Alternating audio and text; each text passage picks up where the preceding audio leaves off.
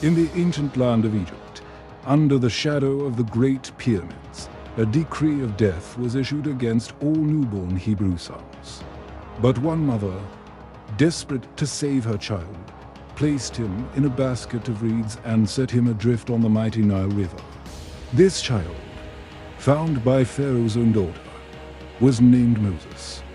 Raised in the opulence of the royal court, he grew up as a prince of Egypt, unaware of his true heritage. One day, witnessing an Egyptian taskmaster brutally beating a Hebrew slave, Moses was overcome with a righteous fury. In a moment that would change his life forever, he struck the Egyptian down, forced to flee into the vast, unforgiving desert of Midian. Moses became a fugitive, a shepherd living a humble life far from the splendor he had known. It was there, in the wilderness, that he encountered the divine. At the foot of Mount Horeb, a bush burned with fire but was not consumed.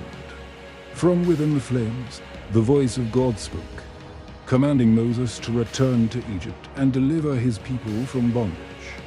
Hesitant and afraid, Moses returned, armed only with a shepherd's staff and a divine promise.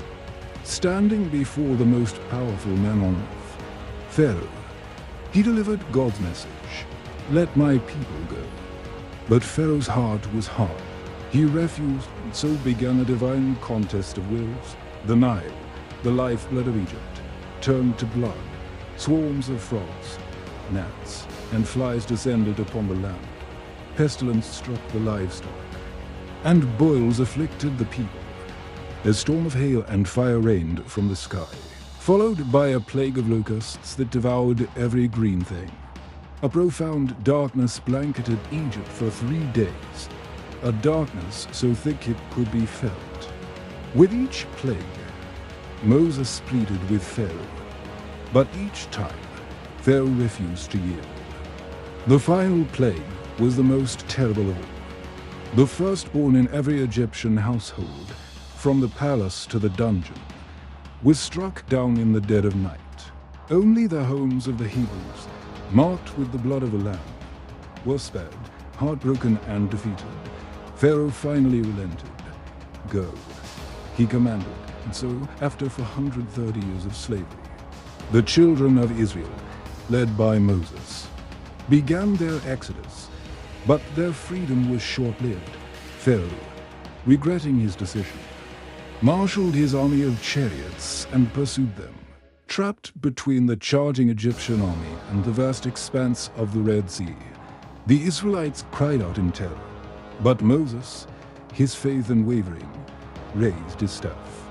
A mighty east wind blew all night, and the waters of the Red Sea parted, creating a dry path through the deep. The Israelites walked through on dry ground, with a wall of water on their right and on their left. As the last Israelite reached the other side, the Egyptian army charged into the seabed in pursuit. Moses again stretched out his hand, and the waters returned, crashing down upon Pharaoh's chariots and horsemen, swallowing them whole. On the far shore, the people of Israel watched, awestruck, as their deliverance was made complete.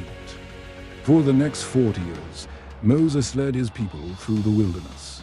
It was a journey of hardship and rebellion, but also of miracles and divine provision. When the people were thirsty, Moses struck a rock, and water gushed forth. When they were hungry, God sent manna from heaven, a bread-like substance that appeared with the morning dew. He received the 10 Commandments from God atop Mount Sinai, a sacred covenant etched in stone that would become the moral foundation for generations to come. Moses was their leader, their judge, their intercessor, constantly pleading with God on behalf of a stiff-necked people. His face shone with the divine, like Tefta speaking with God, a testament to his unique and intimate relationship with the Almighty. Their journey was not without conflict. As they neared the land promised to them, they encountered formidable enemies. One such foe was Og, the giant king of Bashan. The last of the Rephaim, a race of giants, Og was a fearsome warrior with an iron bedstead over 13 feet long. His army was vast and his reputation terrifying. Yet God told Moses, "Do not fear him, for I have delivered him into your hand." With divine assurance, Moses led the Israelites into battle. Against all odds, they utterly defeated King Og and his forces. A miraculous victory that solidified their faith and demonstrated God's power over even the most intimidating earthly giants. This conquest was a crucial step, securing the eastern approach to the Promised Land. After 4 decades of wandering, the Israelites finally stood at the border of Canaan, the land flowing with milk and honey. But Moses, for a single act of disobedience years earlier, was not permitted to enter.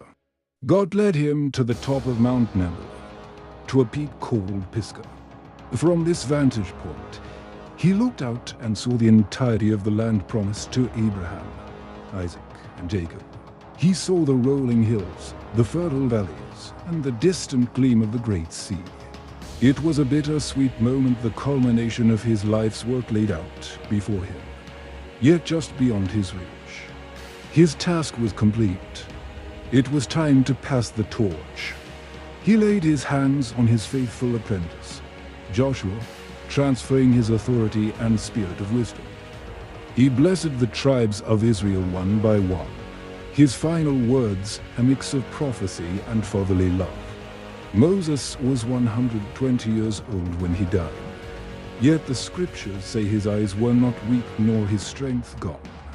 He remained vigorous and full of life until his final breath. He died there, in the land of Moab, and God himself buried him in a valley, his tomb unknown to this day. The life of Moses is a monumental epic of faith, courage, and leadership. From a baby in a basket to a prince of Egypt, from a fugitive shepherd to the liberator of a nation, he stood before kings, parted seas, and spoke with God face to face, as one speaks to a friend.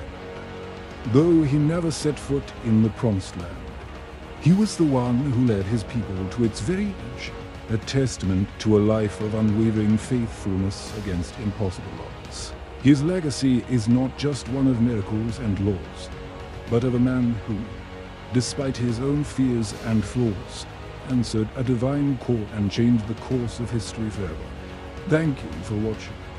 If this story inspired you, please like, share, and subscribe for more content that explores the greatest stories ever told.